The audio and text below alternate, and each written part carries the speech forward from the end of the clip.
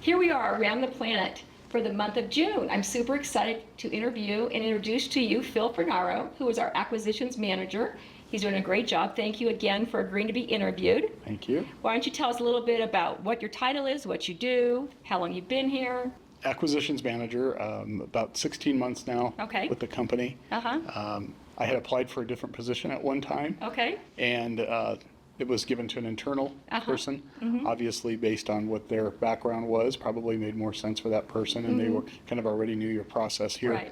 And then the former general manager over at Honda reached out when this position had opened and said, hey, we're hiring for an acquisitions manager. Is that something you'd be interested in doing? And I said yes, and went through a few interviews, and here I am. Well, it speaks a lot for your tenacity to keep going, and we do try to promote from within, which I think is really good from a company perspective. Absolutely. But I love that you reapplied, and you're doing a great job. So tell us a little bit about your car experience. I know you have done some different things. Sure. So I got in the business as a recommendation from somebody. Oh, okay. They said, hey, you love cars, why don't you sell cars? And I've always, since I was a kid, and have had show cars and been featured in different magazines and stuff like that. Wow, you have to share that with us. I didn't know that. So, and I'm a avid die-cast collector and those kind of things. Okay. So that's kind of how I got in the business, and I've been from all positions. Started in sales, obviously, and did some fleet sales work, and then went into finance and did that for quite a while. Finance team lead for about 7 years. We didn't have a finance director, so it was called a team lead position. So I did that for about 7 years, and then went into a GSM role, and then went into a GM role. So done a little bit of it. Pretty much everything in on the the sales side dealership. for sure. On the sales side for sure. That's awesome. Yeah. So how is acquisitions compared to some of the other positions you've had in the car business?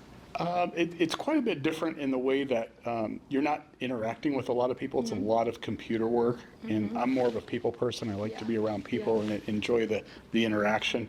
So you are doing a lot of typing back and forth and inviting a guest to come in and have us do a physical appraisal. Tell us about that process, because many people don't understand why it's not a lot of people, it's more on the internet and computer. Tell us how your process is. Okay, most of our leads are acquired through Kelley Blue Book, instant cash offer, and then we have some stuff with service mining as well, mining our service customers. So Buzz and myself take care of that. And when the lead customer comes in and on the lead, we go ahead and answer back. And a lot of them, unfortunately, are just trying to see what their car's worth. Because that's kind of what the commercial indicates, you know, on the instant cash offer. It's very, very competitive. We've got a lot of competitors in the business. And talking to Jamie, he had mentioned that some of the biggest dealers that were doing acquisitions have really come down on their numbers just because there's so many people doing it right now. And so that's kind of how the process works. They come in, we send out a text or a phone call or email, depending on what they prefer, and then we kind of get the ball rolling from there and try to set an appointment and do a physical appraisal on the vehicle, and then make them an offer. So how much, I know you really run the department, so just an opportunity to kind of brag a little bit. So tell us, like, it's changed a lot from COVID days when there was a shortage and you guys were probably swamped, and now, and tell us about the pattern and the flow of that. It's come down quite a bit, and again, I think the reason is so many people are trying to do it, and I think when this department was originally established here, it was kind of a unique thing, and now everybody's doing it. Come up to the screen and, you know, scan this QR code, or we buy cars, and you hear every other radio station and TV is advertising that. So we've kept our standards very high. We have, and really have. You've done a great job. Thank you. We are rated 5-star on Google. If you go to selltoplanet.com and check out those reviews. That's huge. It is. Let's just pause for a moment there. To get a 5.0 in anything is huge. So good job. Thank you. And we just encourage customers, hey, tell us about your experience. We're very timely. We respect their time, and we think that's a very important thing. Why don't you talk a little bit, because I think this is so interesting. I think it's great for our company that we do have to have certain criteria. We're not going to just buy everything.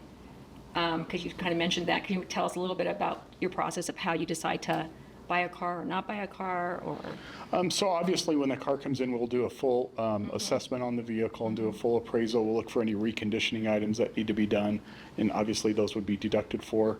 And then once the car passes either passes or fails the shop, it'll either go to the retail side or it'll go ahead and go to auction or some type of third outing to get rid of the vehicle. Right. So. Well, I think that's great that we really do screen our cars, and we really want safe cars, and that's what we focus on, and I appreciate all the work that you do towards that. Thank you. It's a big job. Thank you. You know, you don't know what you're always getting, so to me, that seems like a kind of a mystery. Right. Until you dig into it. Yeah, and we're not technicians by any means, but we have a good idea, and we've both been doing it for a long time, and just to get a feel of estimates in our head of, hey, to repair this fender or something like that, or what that would be. And body work, as you know, is astronomical nowadays, and so we've really got to look at those and put it all into perspective and kind of sell that back to the client and say, here's what we're looking at, and here's why the value's here. Right. It's a lot. It is a lot. It's a lot. I know it's a lot. I always go by and see Buzz and you down there, and I'm like always working. And it is a lot to keep track of. So we appreciate all your effort and energy that you put into that department. Thank you. So thank you. Now, why don't you share anything personal? I know a little bit about you, but why don't you share anything you'd like to share? Hobbies, family. Okay. What you do in your free time. Families are number one to me. Okay. So I grew up in a very tight-knit family and really enjoy family time and big meals together and that kind of stuff. And vacations together. We like to do vacations and a lot of hiking. My wife and I have a side-by-side, like an ATV, so we go up in the mountains and do that kind of stuff and enjoy each other's company that way. And I had a motorcycle and she didn't think it was very safe, so she's like, let's get rid of that. And she kept nagging me, and I thought, all right, we'll get something to do together. Sure. So it was a little bit more of family time. And my kids both have graduated college, both with their masters within about a year of each other. Wow. So congratulations on that. Thank you. And they're both gainfully employed full-time now. So wow, you got a raise. Busy. Yes. Well, they're never off the payroll, as you know. But that's true. So, but that's, we enjoy cooking. So what's your favorite thing to cook? I love to cook as well. Probably mostly Italian stuff is what we do, just growing up in the household. Right. I'm first-generation American, so. Oh, I am too. I didn't know that. Yeah. Wow. Yeah. So kind of growing up in the household that way, and always, my mom used to call us the ticks. We were always under her feet, and stuck to her in the kitchen growing up. So she was basically a homemaker growing up. My dad was the breadwinner. So a lot different than things are today, I think. Right. I think so too. So what's your favorite thing to make? What's your best? Maybe send us a picture of it. Probably anything with like chicken parm or those kind of things are some of the favorites. The classic Italian dishes that you think of. Right. Yeah. Now, do you make secret ingredients that you want to share with us in your sauce or your chicken parmesan or? You can't rush anything. It's probably the biggest thing. So just let it stew for a while. Stew, simmer, get all the flavors built in, and. What all do you put in your sauce? Pretty easy. Garlic, fresh basil, just a snap of oregano. Sometimes pine nuts, just depending on what flavor that you're looking for. I've never done that. Yeah. Do you toast them first or just put them in? Put them in. Wow, put them in. I should try that. Yeah. Yum. We love Italian food. Yeah, it's our favorite too. Who doesn't love Italian food? It's good stuff. You got the bolognese, you have the meatballs, you have the lasagna. Right. So it's all delicious. A lot of heavy foods, but there's also, they do incorporate a lot of vegetables and stuff like that. Yeah. But if it's, a little bit of heavy food, I don't know. I love it. Right. Well, it sounds great, and your ATV and sounds fun. Where's your favorite place to go with your wife? Probably because it's quick, either Rainbow Falls down in the Springs. Okay. Or up, in the St. Mary's Glacier area up here. So those are two pretty quick places. I haven't been to Rainbow Falls. Pretty neat. Is it really? Where's it at? In the Springs? Is it kind of north side, south side? It's west of I-25, maybe 30 minutes, 35 minutes, just depending on. Waterfalls, I take it? Yeah, there's some waterfalls up there. And, I haven't even heard of it. Yeah, lots of riding, and it's fun. Okay. It's not so much in Colorado. It's not so much, for me, it's not so much the ride and getting on the machine. No. It's turning it off and getting off the machine and just seeing the views and enjoying the atmosphere that you're Right. It's like a transportation to get you to your location that you're going to go. Correct. That's where I'm at too. And you like to hike? We do like to hike, yeah. Okay. Yeah. We get up every morning, and for our gym, we get up at 4:20. We're at the rec center by 5. Gosh. Monday through Friday. Seriously? So we're at the gym. Committed. We are committed, but committed to long-term relationship. I'll be married 30 years this year. Oh, congratulations. Thank you. Thank you. We've been together 36 years. That's a huge win. It is. It is. So what, give us some secret advice for staying married. We have a lot of newly married people. What's your, we've been married 38 in August, so. Congratulations. Tell me some secret. August what? August 14th. Okay, we're the 20th. Oh. So pretty close. Yeah. Pretty close. 30th is big, 36, so it's a long time to be together too. It is. It is. Tell us a couple things that keep your marriage. What would be advice for people that are newly married?